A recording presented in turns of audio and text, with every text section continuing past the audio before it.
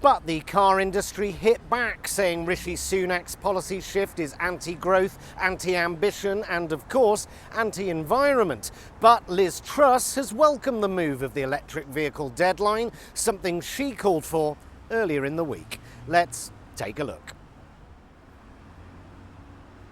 I'm sorry, but if Liz Truss ever suggests anything and then 2 days later you decide it's a good idea, then you may as well just go and kill yourself, quite frankly. The day after, experts revealed that climate change likely caused the storm that threw a third of Derna into the ocean, killing thousands of people. On the same day, the UN chief said that humanity has opened the gates to hell as he warns of a 2.8 degree global temperature increase. On the same day, it was reported that 98% of Europeans are breathing highly polluted air linked to 400,000 deaths a year. Rishi Sunak announces a second look at climate change policy and a change in the way politics is done. Yet, Rishi Sunak, the nation's greenwasher and gaslighter in chief speech, was, predictably, 50% meaningless sound bites, 30% disingenuous bullshit, and 20% unwarranted self-praise. He was just making shit up.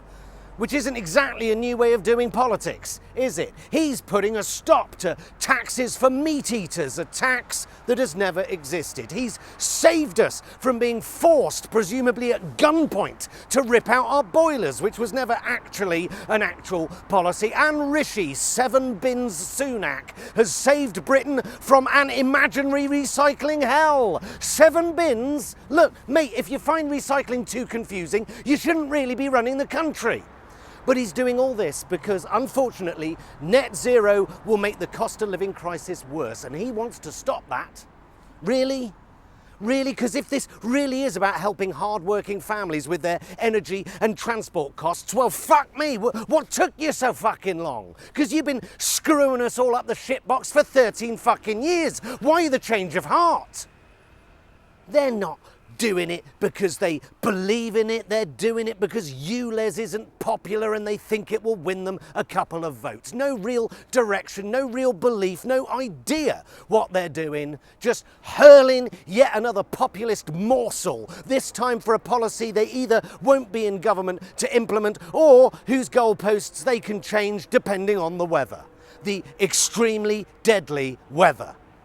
It's net zero, not economic incompetence, that is hurting your wallets. It's net zero, not profiteering, that's driving up your energy bills. It's net zero that will torch the economy. Really? Net zero?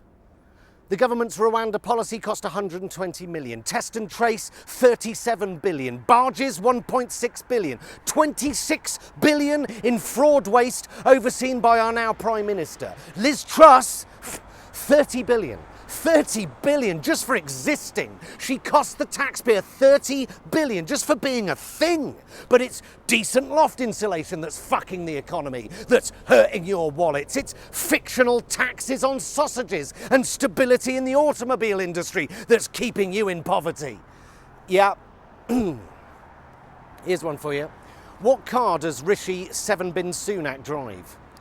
The Ford Fiasco. It's good, isn't it? Well, Sunak may have inadvertently managed to unite the energy sector, car manufacturers and environmental groups in condemning the U-turn. They say...